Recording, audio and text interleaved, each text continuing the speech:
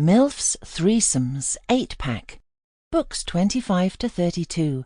Milf Erotica Threesome Erotica, Anal Sex Erotica, Lesbian Erotica. Written by Nicki Menage. Narrated by Kline. Milf's Glazed Buns. Milf's Threesomes 25. MMF Threesome Erotica.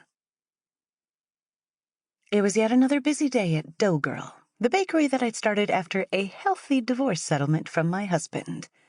I decided to follow my dreams in the wake of our split, and, well, it turns out following your dreams can sometimes have some pretty amazing consequences.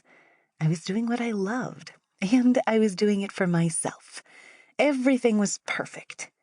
My newfound happiness really shined in each and every creation that went out onto the shelves of Dough Girl, and in a small amount of time, I'd built a core group of loyal customers who came in daily for breakfast and lunch offerings. Some would even drop by 3 times a day, arriving after their work hours in the hopes of snagging some cut-price goods. Things were going great. I'd seen the business grow year on year and found myself turning a healthy profit. I'd started to employ staff to look after the place in my absence, instilling in them the same values that had made my store popular to begin with. Everything had gone so well, in fact, that 2 customers, Charlie and Thomas, had taken a keen interest. They were each successful entrepreneurs in their own right, and they'd spotted something in my business that they thought they could make a successful brand. They said my store had a style and a flair that was unique. I didn't see it myself. I just decorated it how I wanted it, but they said it had really captured something. I told them that it was the cakes and pastries that hooked the customers, not the decor, but they'd insisted it was the whole package, me included. Me, I'd cried. What do I have to do with it? That's when they told me, in no uncertain terms, that my bubbly personality and cute looks had put me in a league above. I still blush thinking about it now. It's not often 2 young men call a 40-something cute. Anyway, they wanted to get inside the business and find out what made it tick, with a view to franchising it. I didn't want the brand to lose what made it special, and I think we were on the same page there. They were swinging by tonight after hours so I could show them one of the simpler recipes. I think they just needed to get an idea of every aspect of the job for when they want to replicate it elsewhere. I barely had time to be excited or nervous during the day. The customers flowed through the door, and when they didn't, I'd be busy tidying or planning for the next influx. I'd damn near forgotten that Charlie and Thomas were coming over, so seeing their faces on the other side of the glass door was startling. They each gave a wave and stood waiting out on the street. I threw down my cleaning rags and hurried to let them in. "Hey," I beamed, opening the door. "How was your day?" "Good, Ms. Leone," Charlie said, giving me a handshake and stepping inside. "Can't complain," Thomas said, following.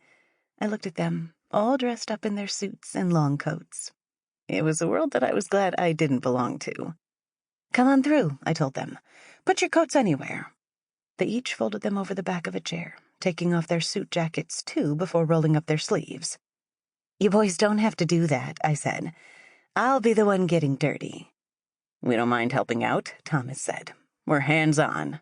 "Okay, well, hands off today. I don't want you ruining tomorrow's batch."